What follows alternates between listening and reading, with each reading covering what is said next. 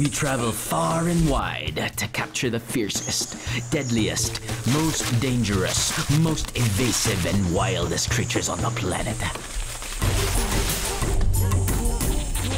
Yun.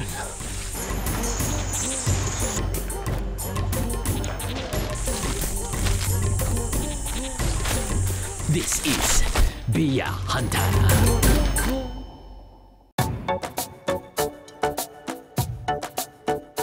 Ngayong gabi, babiyahe tayo sa dulong parte ng Kabigulan.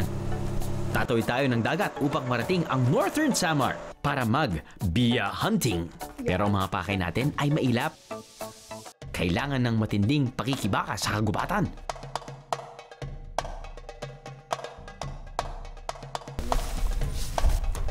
At sisisirin natin sa karagatan. Tila madudulas at mabibilis na mga nilalang ayaw magpahuli. Kahit abuti pa tayo ng gabi, kung mahirap silang mahuli sa liwanag, magwawagi kaya tayo sa dilim? Yan. Bawal butot dito. Uy. Isang adventure! Masaya at kapanapanabik, iba't ibang lasa. Ito ay niluto sa gata na hindi niluto. Hindi nyo kakainin lahat. Yan na lang ang matitira. Iba't ibang karanasan ang makikita.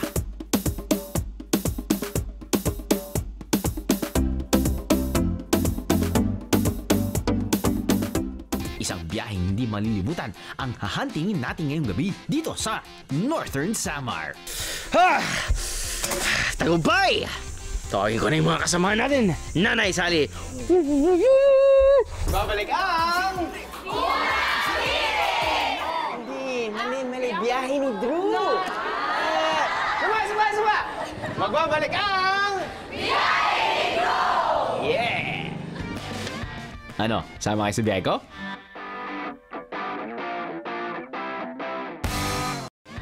Ano, sama kayo sa biyahe ko?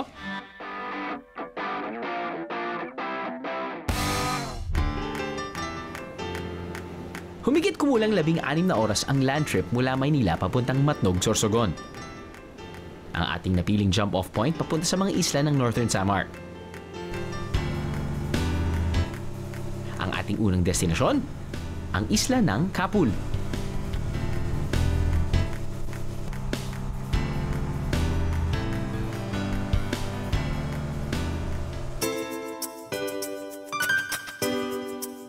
Maliit lamang ang islang ito. Sa lawak na mahigit 35 square kilometers lamang, maiikot mo ito sa loob ng kalahating araw. Konti lamang mga sasakyan dito na halos puro habal-habal. Warning lang biyeheros, walang ATM sa isla. Kaya magdala ng sapat na cash sa inyong biyahe papunta rito.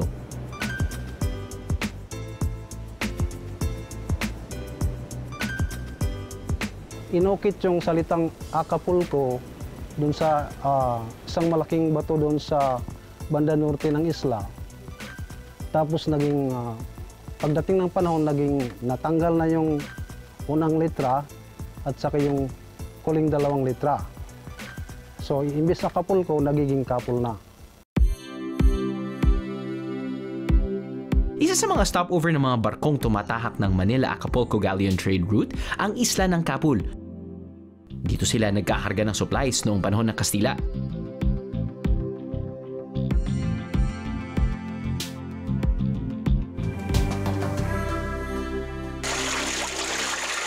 Dito raw sa Bañadero Spring naliligo ang mga manlalayag noon matapos ang humigit kumulang 4 na buwang paglalakbay mula Acapulco. At mula rito rin sila kumukuha at nag-iimbak ng tubig para dalhin sa kanilang biyahe pabalik. When they came in, they looked for a place where to take a bath, to have a refreshing bath. From the 4 months travel without bathing. And when the Spanish sailors went back for their trip back to Acapulco, they would get water from here and store them in big jars for their trip to Acapulco, back to Acapulco. This is a natural spring underground, never dries up, even during droughts.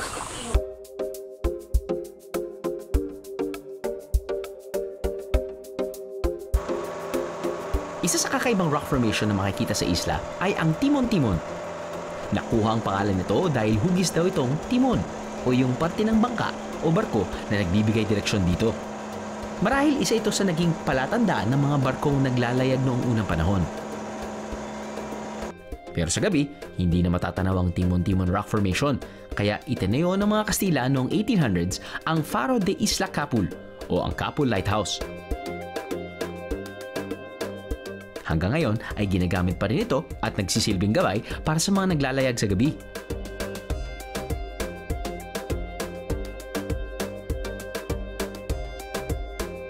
Sa ibaba naman ng lighthouse ay may picnic area na pwedeng pasyalan ng buong pamilya o ng mga magkasintahan.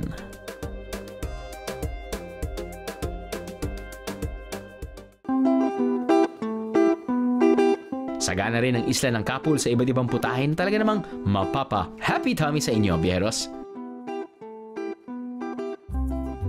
Dito muna ako sa safe at familiar ako. Lapu. Ang laking isda nito ah.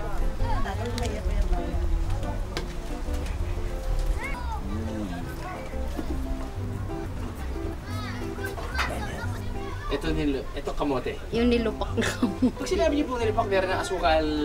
Margarine. Margarine. At saka may gatas po. Nilagang kamote lang. Yan.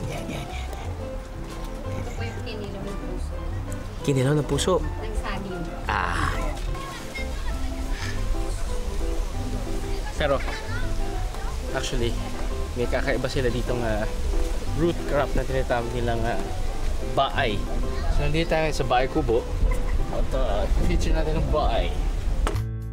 Ang baay ay isang root crop na sinasabing dito lamang matitikman sa isla ng Capul. Halos kapamilya ito ng kamoting kahoy, pero kapansin-pansin na mas matigas ito at mas maraming fiber.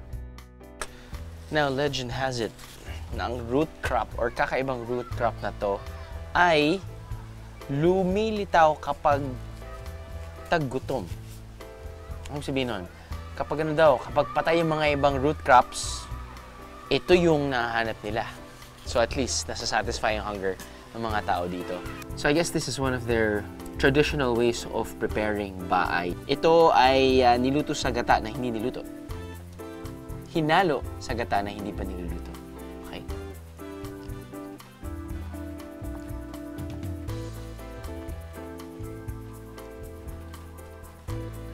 Hindi nyo kakainin lahat. Kaya meron kayong bowl. At yan na lang ang matitira. Gets? Parang ngayon lang ako nakakita ng or nakakain ng root crop na, di ba, as a whole. Like for example, ube or taro. You have your potatoes, yung kamote. Nakakain mo lahat. Ito, talagang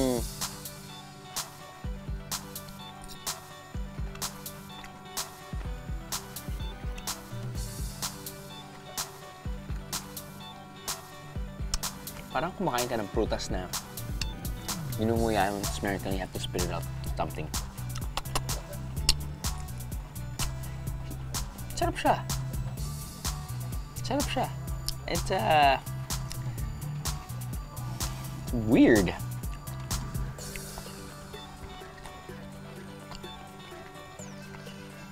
Sarap siya as a snack.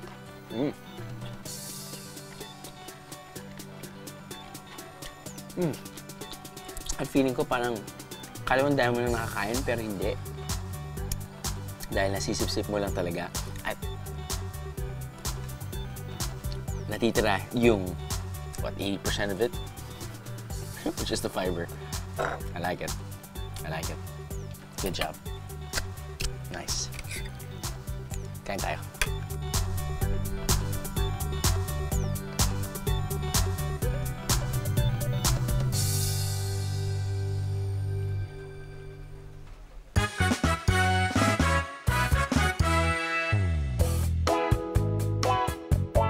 Dahil sa hirap maghanap ng ugat ng bahay, iilan lamang daw ang may kakayahang makakuha nito. Isa na rito si Ate Sally. Isang tingin pa lang daw niya ay alam na niya kung saan huhukayin ang bahay.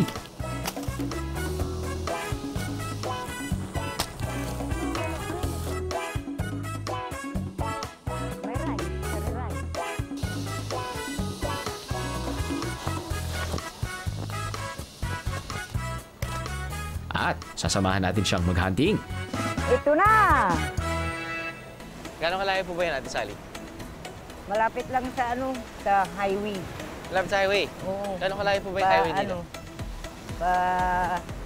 Paano sa hubang. Hmm. Ano po ba yung lingwahe niyo dito? Abaknon. Abaknon. Oo. Abaknon. Originally, Kapul was known as Abak after the first king Abak who came from the Balabac Island. Ang tawag sa salita namin ay Inabaknon. Isa siyang Badjao language, kaya yung kapamilya ng lingwahe namin ay doon banda sa Southern Mindanao, sa Tawi-Tawi, ganyan.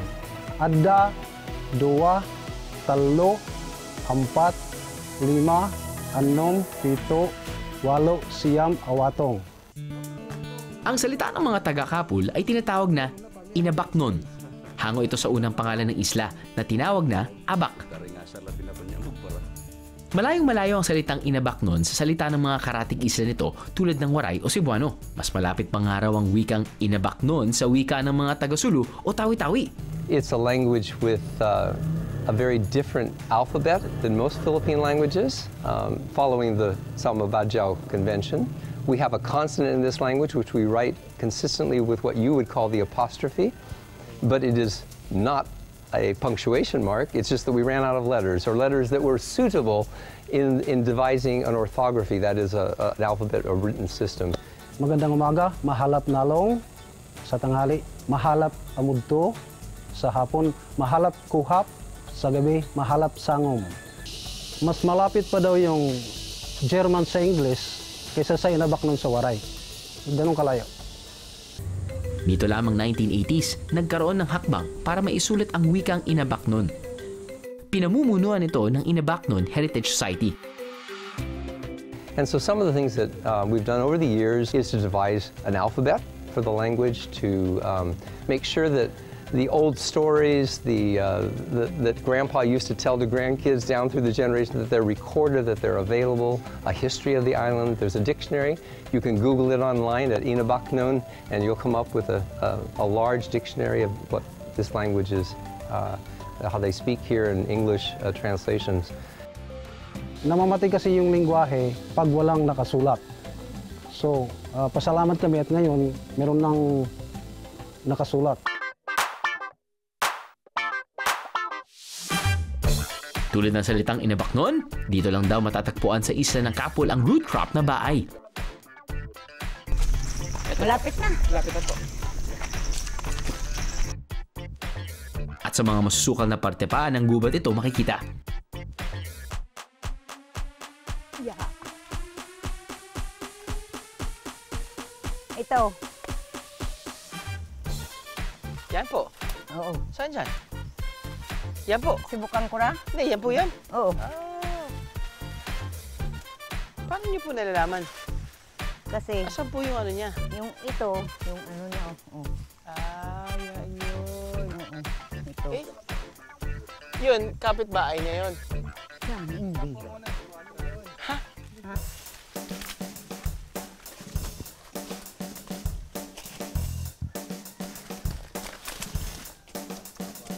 Nabibili din yan sa Oo. palengke. Nabibili. Ano po yung presyo?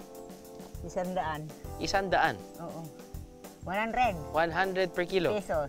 Hindi. 3 lang. 3. Oo. Matagal niyo na pong kinakain dito yan, no? Kasi sir, ito, parati kung gutom, Opo. ito yung kinain namin. Kung walang bigas. Bigas. Oo.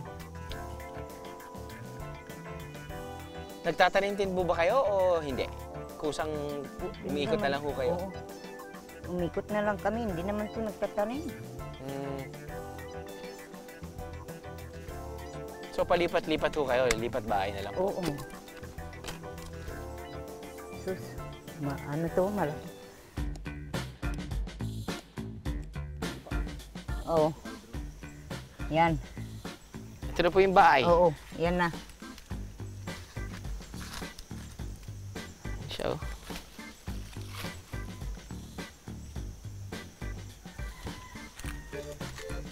siyang royal ginseng. Pero paano niyo po naisip na pwedeng kainin to? Siguro dahil...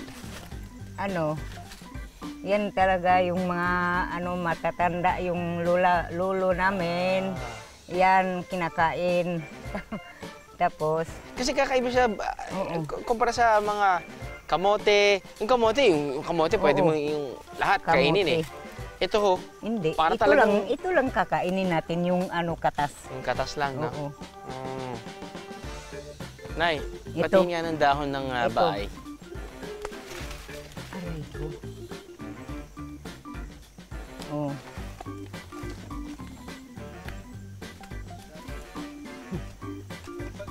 Ito yung dahon. Kahit nasira-sira na. Amuin ko lang. Baay na. Nay, alam kong busy kayo, tata. Ako na yung maghahanap ng bahay. Sarili ko. Nay, salamat po. Dahil meron na akong sapat na kaalaman at training sa paghahanap ng bahay, sigurado akong makakakuha tayo ng isang sakong bahay. The hunt is on!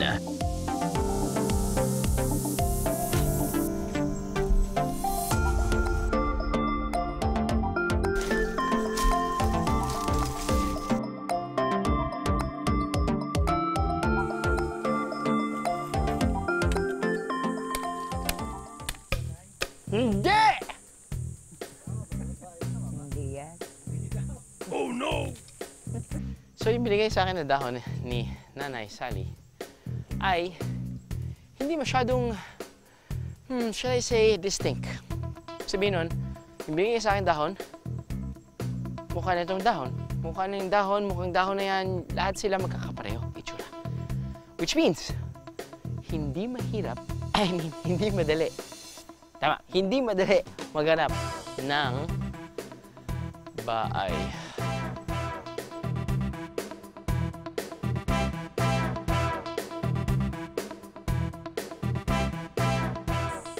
I give up. It was worth a try though. Tatayo na lang ako sa sarili kong bahay. Too many bahay puns, I swear.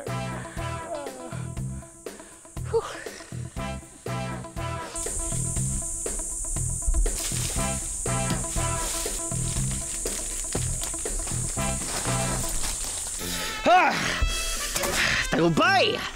Tawagin ko na yung mga kasamahan natin. Nanay Sally!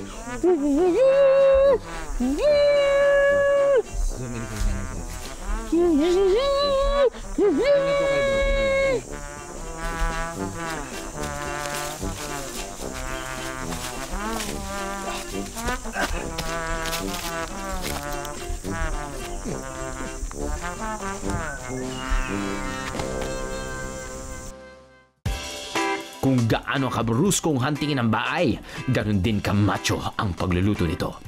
Una, pinakukulan ito sa tubig. Binabayo. Hinihimay. At saka hinahaluan ng gatang may asukal. Iba't iba pang delicacies ang espesyal na inihahanda sa isla ng Kapul. Mula sa mga sangkap na dinikdik,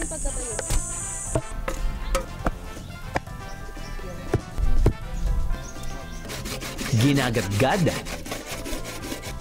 piniga,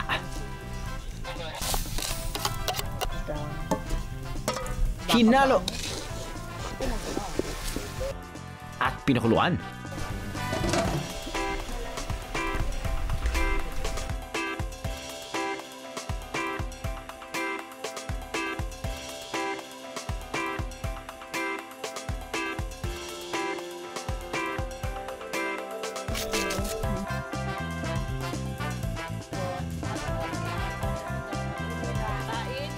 Tao! Iba ay si Kapol. When we return, Nanay, ano po bang hinuhuli natin? Treasure, gold, pera, hindi man. Shells. ano, sama kayo sa biyahe ko?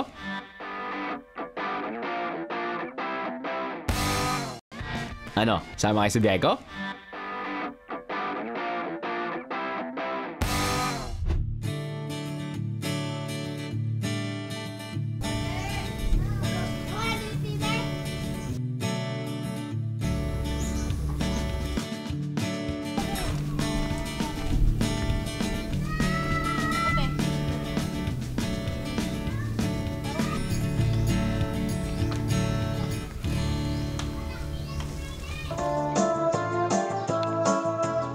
Bukod sa kanilang wika, ipinagmamalaki at pinangangalagaan din ng Kapul ang kanilang mga natatanging sayaw. Original folk dances ng Kapul na itinuro po ng mga Espanyol, crewmen ng galleon, noong panahon ng galleon trade between Acapulco, Mexico at Manila. Habang naghihintay yung mga crewmen ng tamang current para makaalis ng isla papuntang Mexico, sila po nagturo ng mga sayaw. Parang just for pleasure, nagturo sila. Ang una po ay tinawag na Dos Amigos, yung dalawang magkaibigan. But ito ay isang courtship dance. May mga steps dyan na nag-offer ng love. At ang isa po ay tinatawag na Estudiantina, the students, friendship dance. Mostly ng mga tao po dito alam ang sayaw. Isa ito sa mga pride namin sa Kapul, ang makapagsayaw ka ng Dos Amigos at Estudiantina.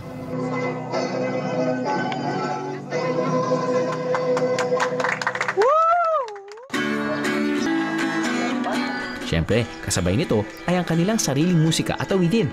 Sangli salamat, sikang dimuan, salamat si lumapit. Sangli salamat, sikang dimuan, salamat si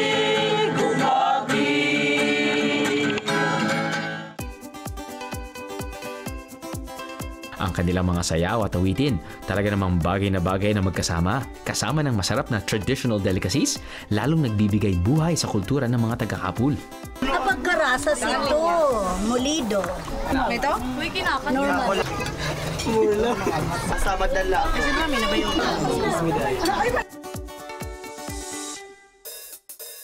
Bukod sa mga tradisyonal na pagkain, patuloy pa rin ang mga taga-Kapul sa paglikha ng masasarap na kakanin.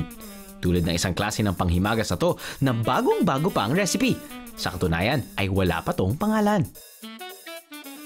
Ano po yan? Parang kung unang... Pinaghalong, may asukal na to, may nyug. May nyug. Tapos kasaba. Kasaba. Yung kasaba natin hindi pinigaan.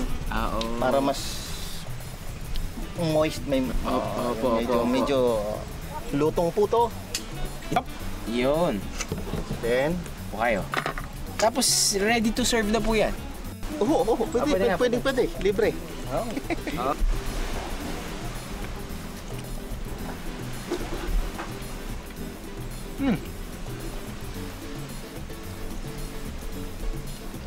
Yung kasaba wala pong halo? Wala po.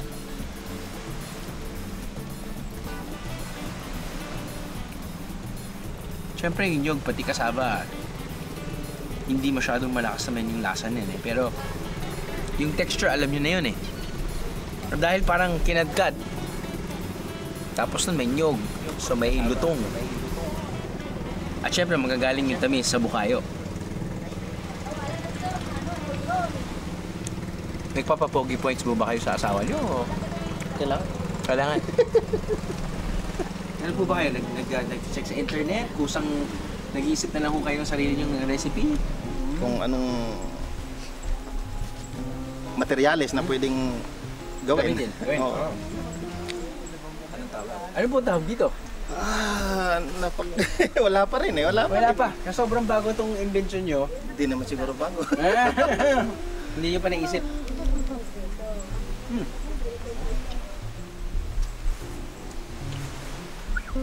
Panalo kuya. Ayos.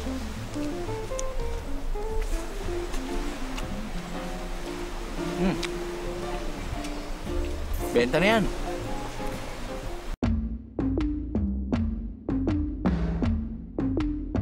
Isa pang dinarayang lugar sa Kapul ay ang Vito Cave. Malaki ang loob nito at malamig pa. Makipag-ugnayan lamang sa local tourism office bago magpunta rito. Magdala ng flashlights at mag-ingat para makaiwas sa peligro.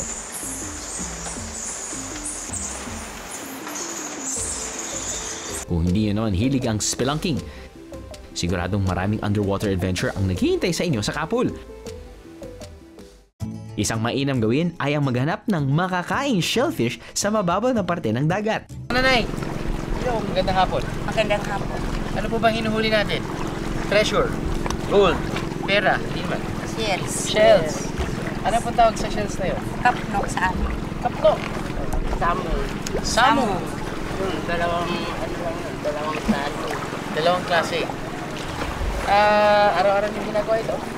Minsan naman uminto kami ng isa, tapos bukas na naman. Tapos magkakaroon ulit ng gano'n? Araw-araw. Gano'ng kalaki po yung mga yun? Ayun o, ganito po yun. Ito po yung samo, ito po yung kapno. Yan ang samo. Ito rin po yung kinukuha namin isa pang klase. Ito po. At yan po ang tawag ng lakos dito sa amin. Ano siya? Gumagalaw siya? Oo, gumagalaw yan. Ito po yung medyo mahal dito sa amin. 250 ang kilo. 250? Opo. Mura na nga yan. Medyo gumagalaw siya. Buhay pa eh. Buhay pa ba siya? Opo. Hindi mo so okay kasi pag fresh, no? Kahit hanggang bukas, hindi pa rin naman. Buhay pa natin. Pwede niyo ba akong turuan maging babae? Maging manghuli? Oo. Okay lang? Okay lang. Wala po akong dala po. Okay lang, hiram lang muna lang po ako ako ng ng isa. isa. Sasama tayo sa mga kababaihan ng Kapul para sumisid. Ito raw ay dahil ang mga kalalakihan naman ay kadalasang nasa laot at nangingisda.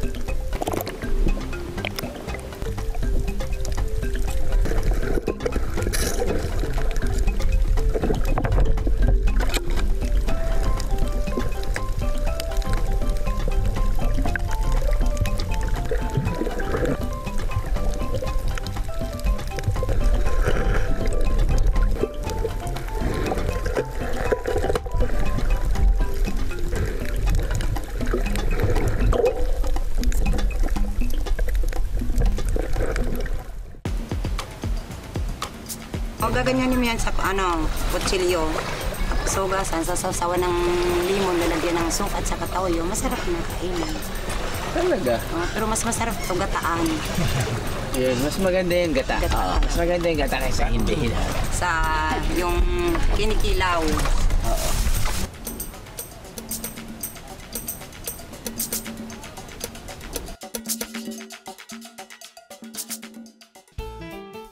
Konti lamang ang nahuli namin mga shellfish kanina. Dadayo kami sa kabilang isla ng San Vicente kung saan sinasabing napakaraming shellfish na kung tawagin ay lapas.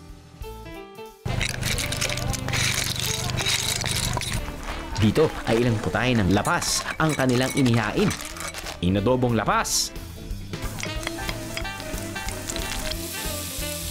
ginataang lapas, at iba pa.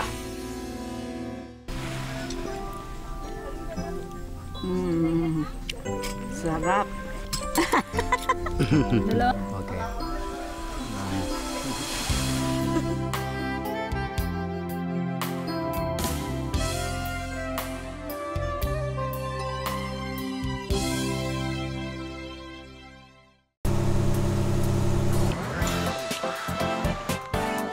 Pero bukod sa pagkain ng lapas, isa naman talaga sa dahilan kung bakit dinarayo ang islang ito ay dahil sa pinkish white sand beach nito.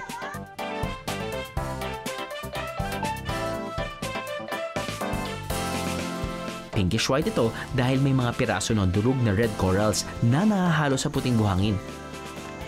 Hindi masyadong halata na pink ito, pero mapapansin mo na talagang kakaiba pa rin ang buhangin dito.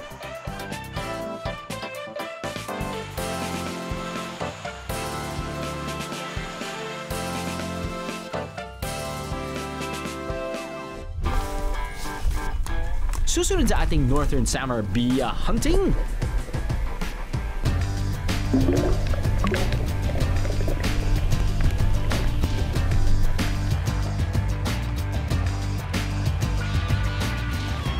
Let's do it. Ha! Kailangan suka. Ano, sama kayo sa biyahe ko?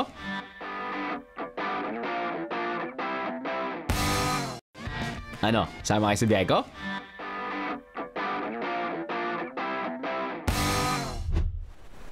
Saktong-sakto ang ating pagbisita dito sa simpleng isla ng San Antonio dahil nag-e-ensayo ang mga kabataan para sa kanilang piyesta.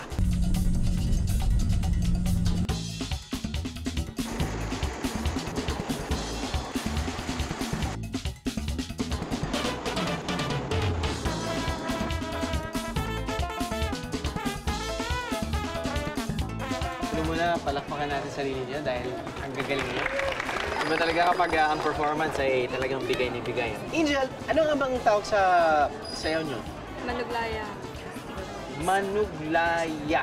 Ano bang ibig sabihin ng manuglaya? 2 words po kasi yan. Okay. Mano means the fisherman. Tapos, Fisherman. yung laya, yung net po na ginagamit sa to catch the fish. Yan yung nakikita ko parang suit-suit nyo, no? Meron kayong mga movements na nagsisimbolize ba ng something? Hawak-hawak mo yung net. Net. Tapos, yun na yun, eh, no? Yun na yun. Pero ilang linggo nyo to pinag-practicean? Almost 1 month. Almost 1 month?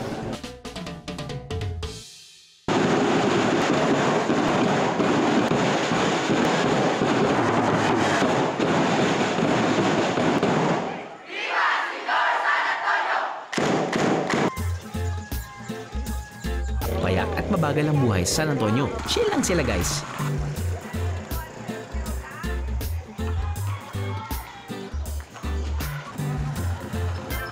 Multicab, tricycle at habal-habal ang kadalasang transportasyon sa loob ng isla.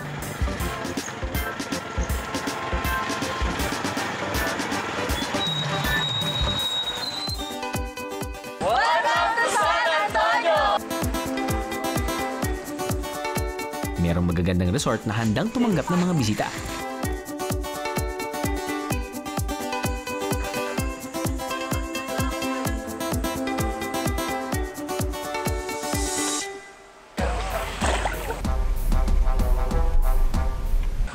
Kumpleto pa sa iba't ibang water at land activities.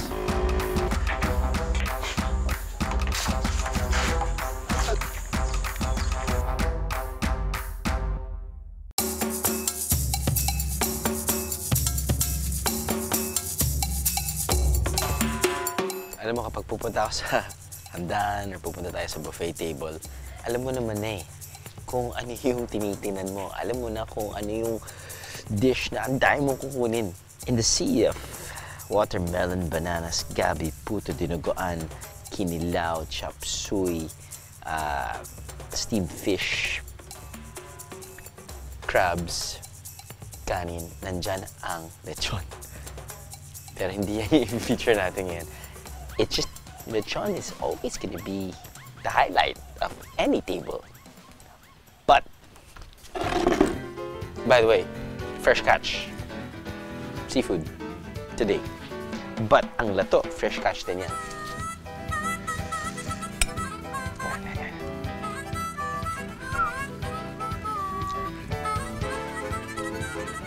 Ang sarap ka-partner nito ay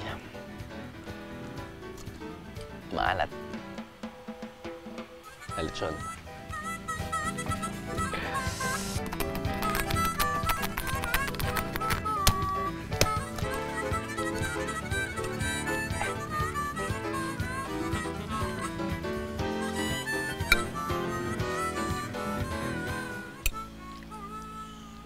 Lato, isang edible seaweed o kung tawagin ng iba ay sea grapes. Lato with chop suey.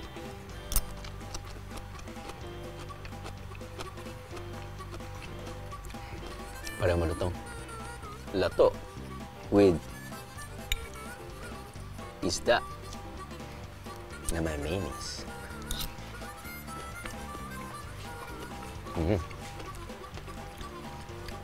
Maalat, may asim, may konting tamis. And finally, lato with lechon.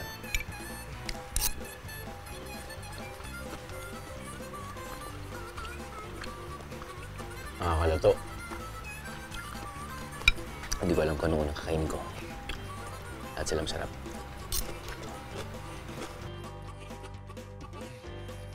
Lato with crab is the winner for tonight, ladies and gentlemen. Yep. Lato with crab.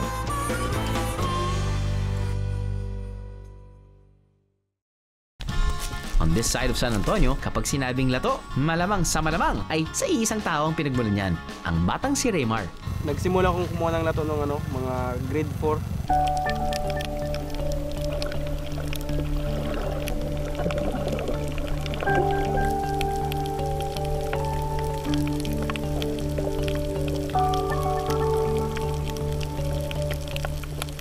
Pag walang pasok, kumukuha ko ng lato para dagdag na sa pambaon. Ay, mahirap lang kami. Mula pa raw pagkabata, ay nangunguha na ng lato itong si Raymar at ibinibenta niya ito para magkaroon ng pambaon sa eskwela.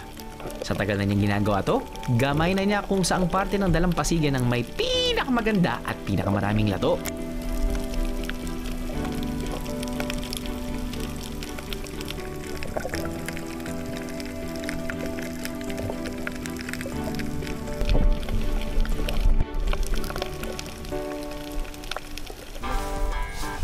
Samahan natin si Raymar. Let's go lato hunting. Lato picking lang naman.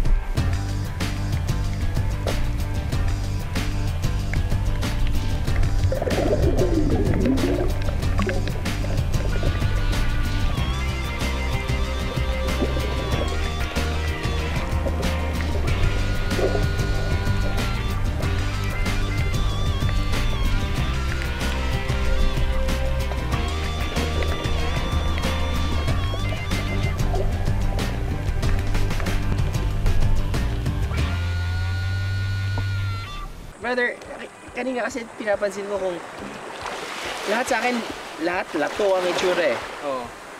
Pero meron kang kukunin na isang party lang. Sabi ko, anong pinagkaibahan nun sa katabi nun at hindi mo kinuha? Ano ba? Paano mo ba matitel kung ano yung pwede mong kunin?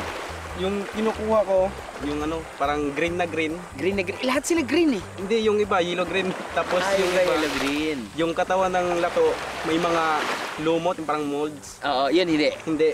Ano na yun? Luma na yun? Parang gano'n na nga. Parang gano'n. Yung kinukuha namin, yung parang bagong tubo, yung talagang wala pang dumi sa katawan. Yun ang kinukuha namin. Ano yan? Usually, kailan ba harvesting season para sa inyo?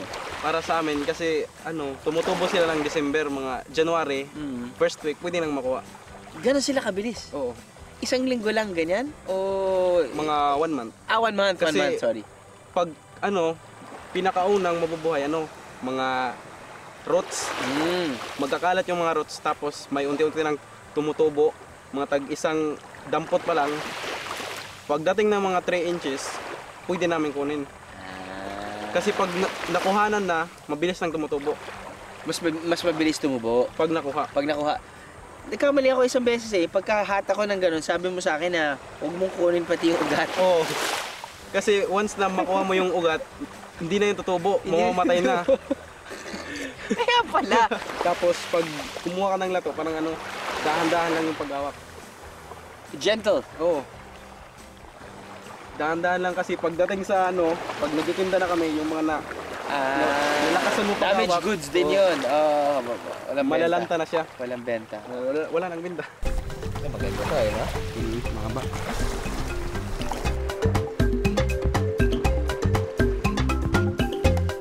Let's do it. Kailangan suka. Matapos manguha ng lato, inilalako ito ni Raymar sakay na kanyang bisikleta. Nalinis mo na to? Opo. Ito yung mo, parang isang... Tig 5 pesos isang takal. Tig 5 pesos isang takal. Opo. Okay, so usually, alas 5 ka kumukuha.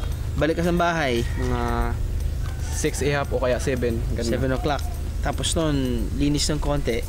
Tapos lagay mo na dito sa sako. Oh, okay. Tapos nilalapag mo na dito sa harapan ng bisikleta. Oo.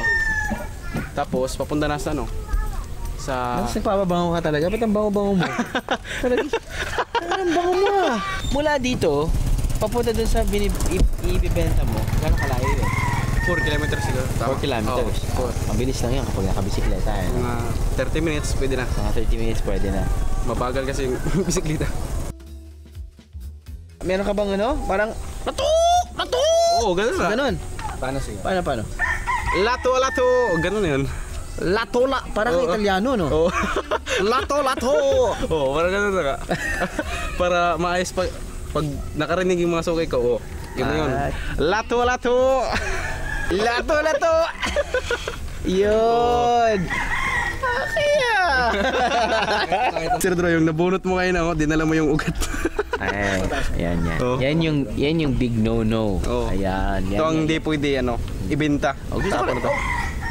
Ito yung tama. Ayan yung tama. Yun, Ayun. kinakain. Ayun, talagang parang ano siya, oh. Ang taba niya. Oh. Ang haba. Lato, lato.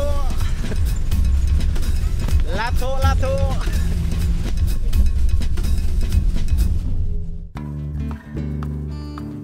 Pagsapit ng gabi, tuwing Huwebes o Biyernes, nagkakaroon ng munting concert sa isang resto bar sa isla ng San Antonio. Itinatampok dito ang mga sikat na banda mula sa iba't ibang parte ng Samar at Leyte. Ang maganda rito, open ito sa buong pamilya. Pwedeng magpa-soft drinks at pansit ka lang habang nakikinig ng original Waray pop songs. Sold na!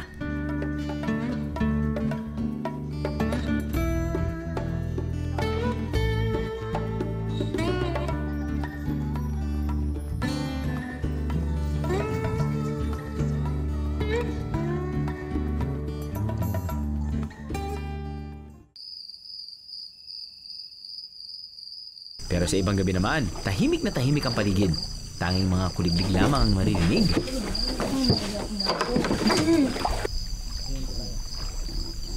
Tamang-tama para sa firefly hunting o firefly watching. Yan. Bawal mutot dito.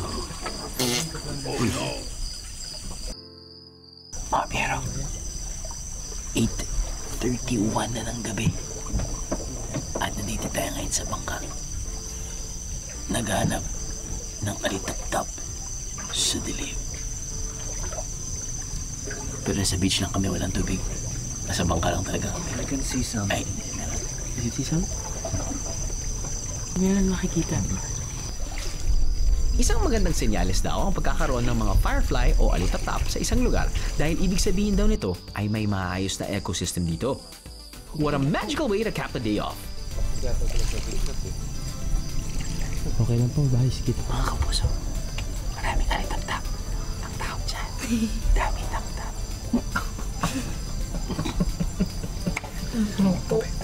Thank you.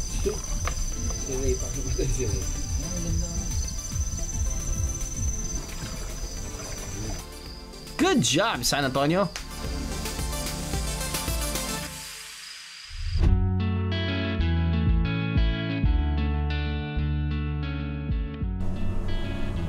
Ang pagiging bihero ay parang pagiging isang hunter. Pero sa halip na kakaibang mga hayop ang hinahanap, ay may natatanging karanasan ng ating pakay. Hindi! Let the hunt continue for more exciting adventures. Go, go, go mga biyero! Lagi kayong sumama sa biyahe ko!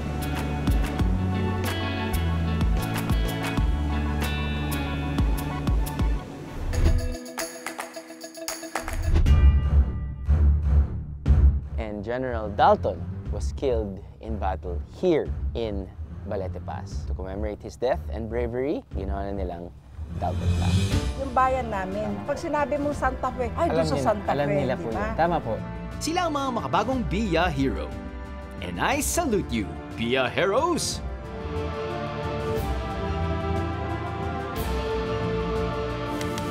Ano, sama ka sa biyahe ko?